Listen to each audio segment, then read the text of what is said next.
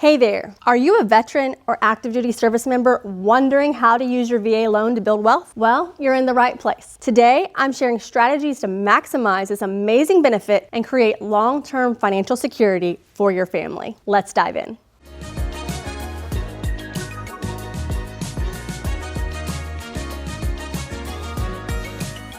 The VA loan is one of the most powerful tools for veterans. With no down payment, no private mortgage insurance, and the most competitive interest rate, it's designed to make homeownership accessible while keeping your costs low. But it's not just for a home, it's also a wealth building tool. Use your VA loan to buy a primary residence, then keep it as a rental property when you move. This strategy lets you build equity over time while also creating passive income. Another strategy.